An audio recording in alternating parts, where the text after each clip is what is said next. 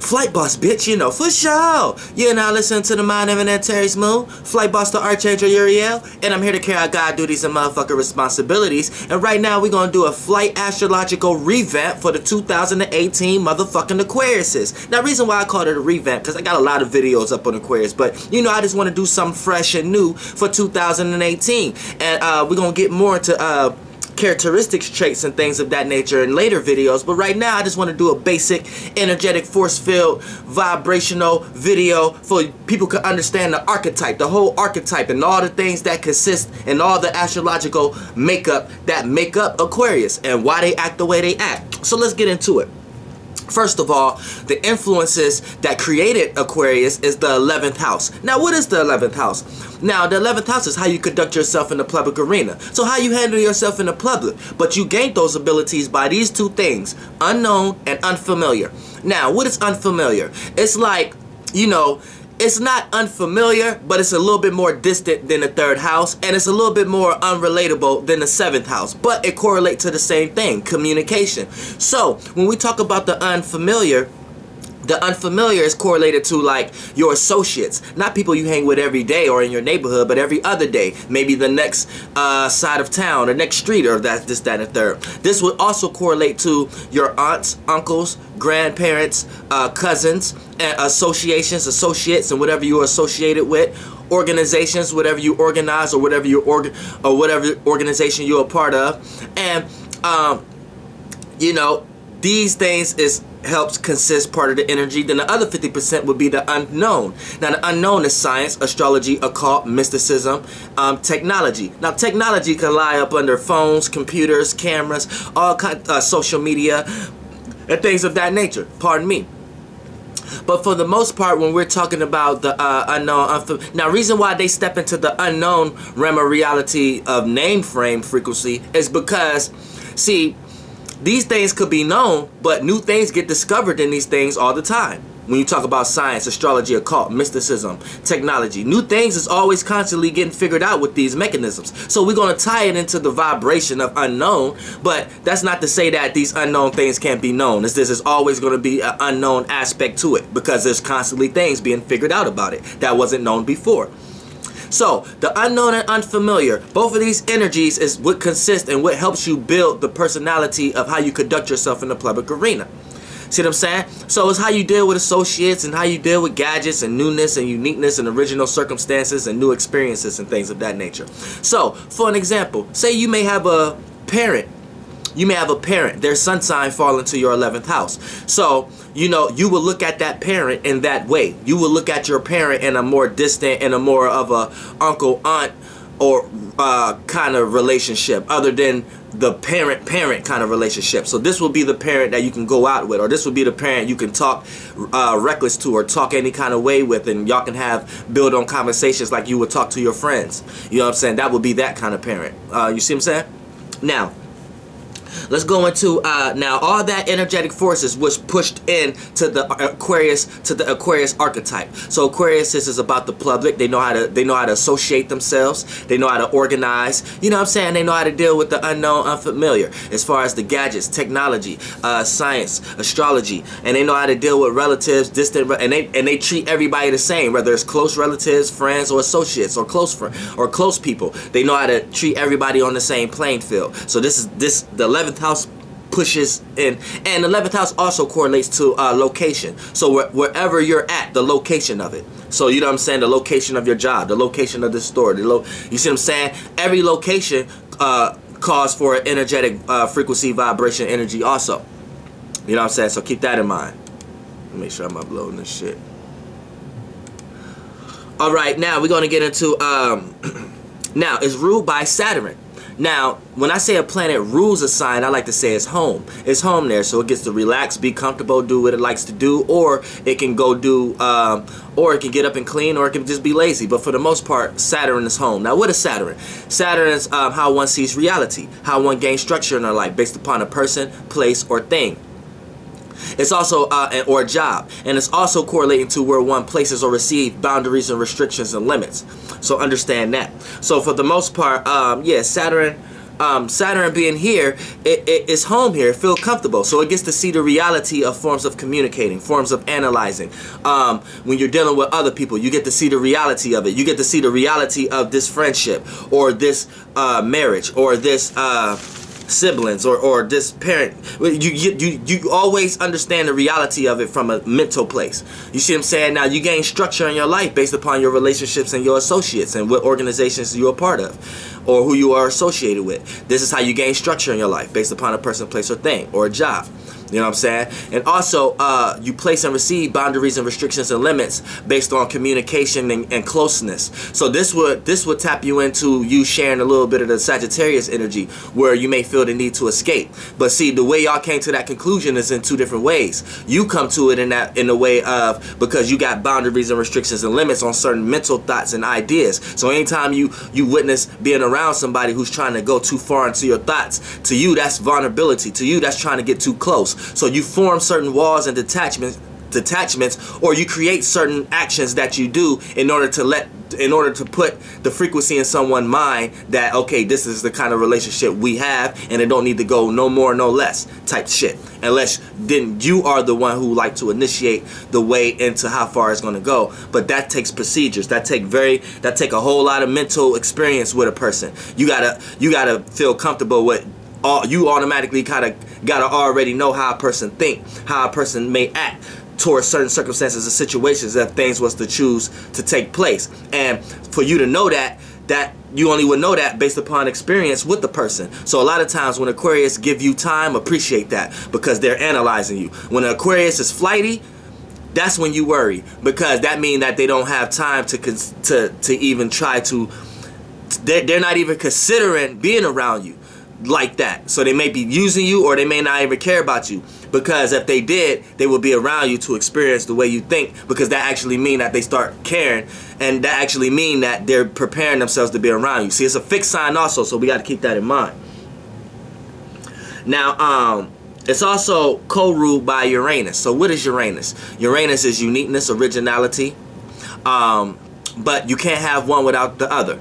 Change, rebellion, and opposition. You know what I'm saying? Because for something to be unique and original, it had to change, rebel, and oppose against something that was previously there. So, you know, Aquariuses also have this energy. So it doesn't matter if they have Aquarius in Uranus, or they're just natural Aquariuses, or whatever planet you have Aquarius in. This is the natural archetype of Aquarius. I'm gonna get into the sun signs and this, that, and the third, but right now I just want to break down the basic archetype. Now, the basic archetype for all Aquariuses may play out this nature, may play out natures of being unique and original, but also may play out natures of being changing, rebelling, and opposing against other people's actions, and the way other people see things, and how they're consciously aware of things. So it could go in two different ways. So, you know, the same thing that people may hate for them is the same thing.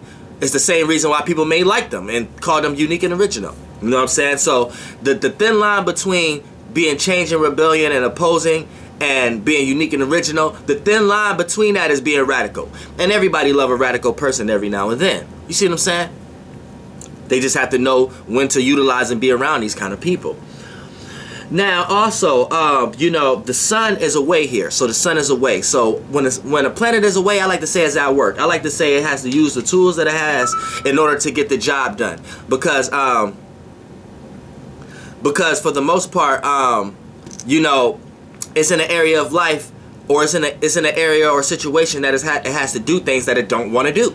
You see what I'm saying? So what is the sun? The sun is the actions, the way one act, the way one see things, view things, what one is consciously aware of, and what one do to make other people consciously aware of it. Shine a light. So, for an example, pardon me. For an example, so that's the sun.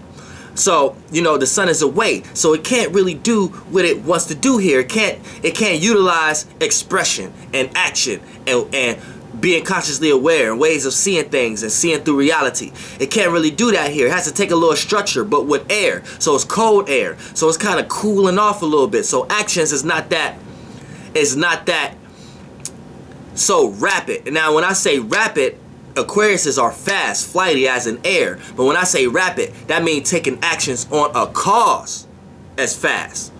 You see what I'm saying? You could count on Aquarius to move and act fast, But you can't count on an Aquarius to stick to a cause as fast, aka a relationship, aka a gesture, aka a mind thought, aka even a job. You see what I'm saying? They'd be flighty enough to jump from that. But when it comes to actions and acting on a cause, this would cause them to be radical also, because the sun is away. The sun can't act on a certain illusion or a certain light. The sun has to always run from it when it's here. It's always away from it. So the sun don't even like. Here, actions is more predicated towards acting on the mental, acting on thought, acting on communicating, acting on thinking, acting pre-thinking about your actions and things of that nature. This is not a sign about action without thought, action without, you know what I'm saying? Even though it may appear that way, Aquarius always know what they're doing. They just want you to think that they're doing whatever they're doing for the way that they're doing it. See, and this is when mind games come. So Aquarius could play mind games. This will separate them from Gemini and Libra. Libra play relationship games. You see what I'm saying? Gemini making care less about either or and can do either or. And Aquarius, that's their key. They like playing mind games. That's the thing. Even when they're not playing mind games, they're playing mind games with their self or something. They're communicating with their self and creating some type of circumstance or situation and putting it in that mental box and prettying it and shaping it up with unique metaphors and words and getting it prepared for whenever that has to be used. And that depends on the person, place, or thing, or the circumstance that they're dealing with, or the situation that they're in at the moment. And then they're able to go to that box and be like, oh, let me use this. This will be perfect for this time. Boop. See what I'm saying? So it's like they have fun in their head. Aquariuses have fun in their head. You see what I'm saying? They have fun with others because they know how to manipulate others also. So yeah, be aware of that. But you will know Aquarius can manipulate you when they stop being around you like that. You see what I'm saying? When Aquarius, like you, now, if you are a person that's around the Aquarius and you don't see them as often, they just around time to time, then you have showed them that they can't really manipulate you, or you have showed them that they can't really tap into your mind to know how you effectively think the way how they want it. So they don't waste their time. That's where they get flighty. But they're fixated on their own way of thinking and communicating. So they can get proved wrong a lot of times and still think they're right because they like to see things through. So this is what makes them scientists. This is what makes them logical. So when they are wrong, they know the reason why they was wrong way more than you do. So when they telling you for some strange reason, they have you still believing that they wasn't wrong. In the same time, they're telling you how they was wrong and why they was wrong and why they're not wrong because of you. It's like they real good with the word. It's like they real good, man. They good, man. I fucks with y'all, man. I got a lot of close friends that's Aquarius moons. I ain't got a lot of close Aquarius friends. I have one. You know what I'm saying? But majority family. Now, okay, now it's ruled by the air element. That's thinking and communicating. You see what I'm saying? And it's fixed. So it's fixated on its own way of thinking and communicating. So Aquariuses don't like you coming on trying to change the way they think, try to change the way, and then they got their own unique way of communicating. So if you don't like the way they communicate, which 9 times out of 10, you always going to like the way an Aquarius communicate. But for the most part, if you don't, the most you're going to look at it as that this person is weird or quirky or something like that, or this person is... But at the greatest heights, you're going to look at this person as being unique and original, but a lot of times they may do that to an extreme. So they have to temper that energy down a little bit.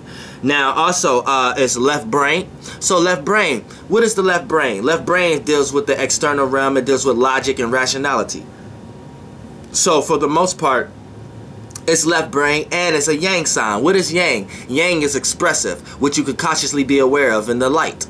So you put those two in together. The right and left brain are your yin and yang, but everything has a yin and yang. So your right brain has a yin and yang, and your left brain has a yin and yang. In this case right here, your left brain yin and yang, the air would be the yang, yin would be earth. So this can kind of give you the how you can kind of basically understand the perception also on another level, on a higher spiritual level. So when you look at So when you look at an air sign and an Aquarius in general, these are people who like to take what they're consciously aware of outside of them, the shapes and forms and the people, places, and things outside of them, right? And like to communicate with it, like to analyze about it, like to put it together, like to metaphor, like to shape it up and things of that nature and see what they can make out of it based upon their way of thinking and communicating and analyzing and expressing themselves and making themselves a part of these things.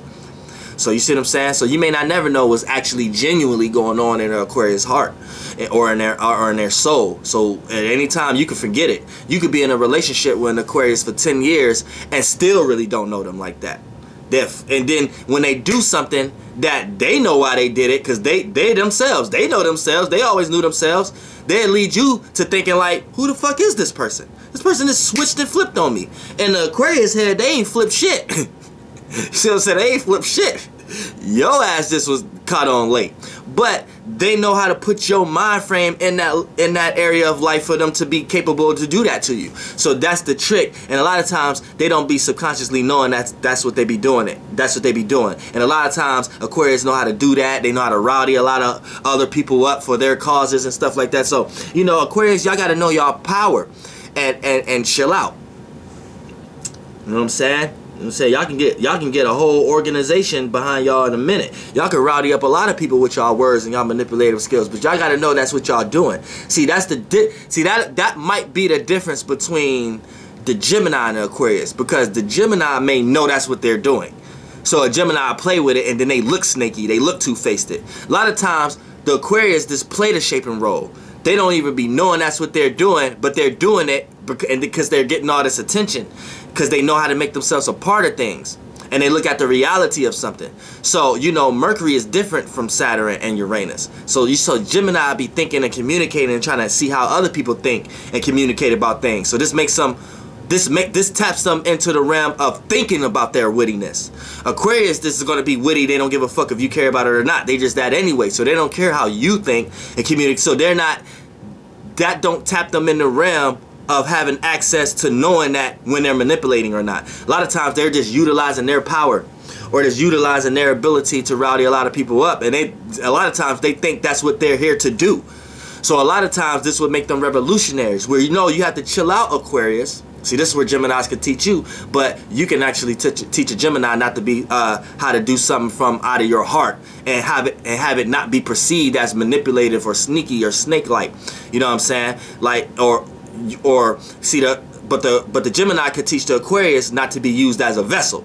See, the Aquarius not knowing that's what they're doing, they can be used as a vessel by others who know that's what they're doing. So an Aquarius can get around an Aries, especially Aries. Y'all gotta watch that. An Aquarius can get around an Aries or a Scorpio or a Virgo, those lackluster Venus signs, right?